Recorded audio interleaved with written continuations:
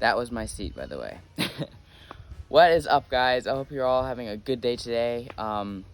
If you've been following up on my YouTube videos, as you saw about 2 months ago, I posted a unboxing and first thoughts video on the CRANKBROTHERS HV Klic pump, and I've been using it for about 2 months. I ride every other week. I have not been on my riding game. We have been really busy. We're actually moving from here in Tennessee, and we're actually going to be moving to Michigan for a little while. We don't know how long exactly we'll be there, but we'll be going to Michigan and seeing what our life is going to be like once we get there.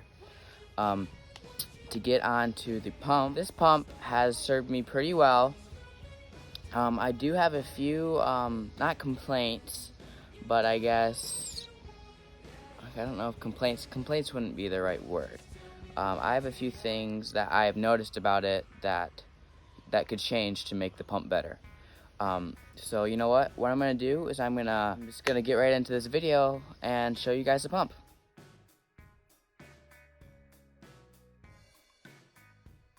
First, I'm gonna point out the cons of the pump. It has held up durability wise pretty good. Everything still pumps. I mean, obviously it's a great pump. Everything still works. One thing I absolutely love about this pump is that it's pretty compact and it's pretty light as well. It's not a very heavy pump. And for us mountain bikers, we know that something being light is very important, and also being durable at the same time. And that's exactly what this pump is. This is one of the best pumps you could probably get. Sure, there might be a few out there that I have yet to come across, but I will probably eventually be reviewing a few more pumps in the future. If you hear any equipment or anything, we're on a farm here, so there's probably some people working over there on the field. Another thing that I think is literally awesome is the CO2 cartridge. Not the CO2 cartridge, the CO2 cartridge adapter, CO2 adapter that is inside of the handle here of this pump. And I think it's just really cool that they could use that space to put something that I'll actually use and I have used a few times, and it works perfectly. There's nothing I can complain about that. It's absolutely awesome, and it's got a really nice little aluminum cap here.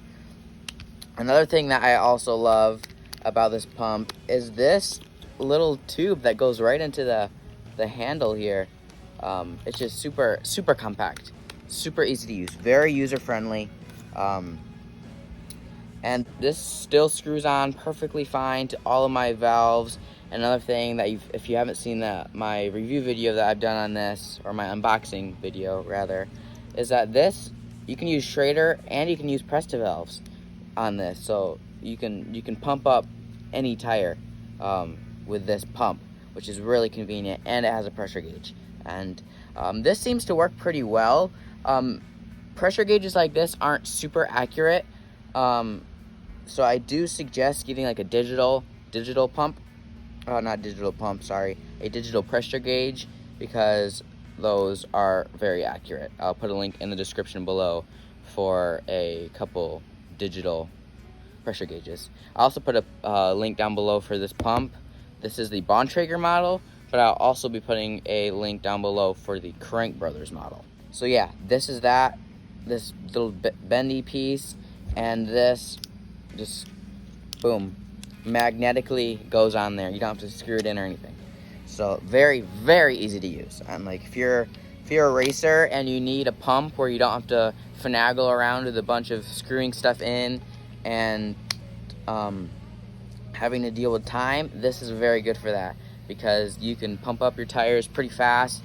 And the HV in the name stands for high volume, so that means that it pushes out a lot of air every time you do a pump stroke. So that's a plus. So now I'm going to move on to the cons.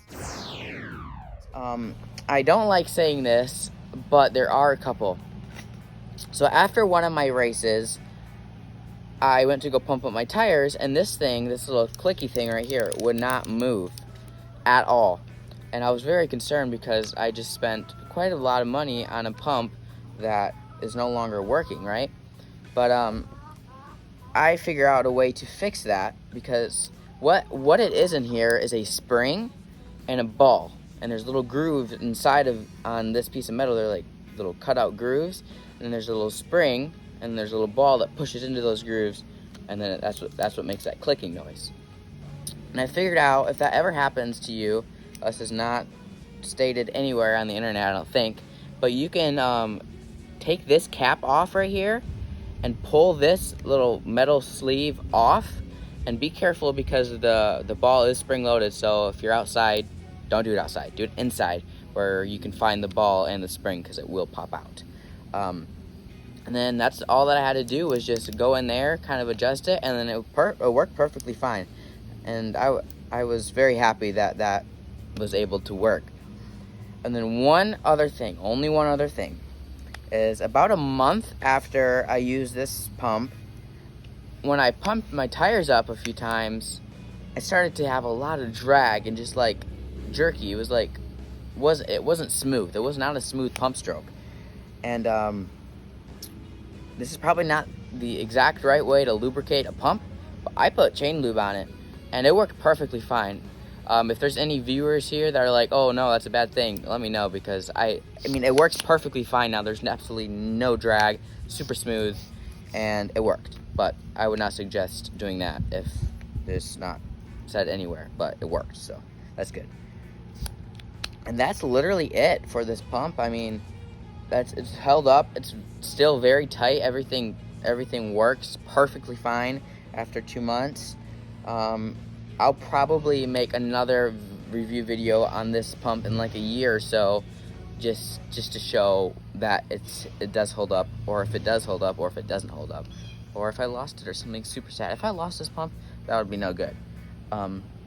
But I hope you guys enjoyed this video. Don't forget to smash that like button and subscribe, and turn on your bell notifications so that you get notified whenever I post a new video, because next week's video will be a little something different.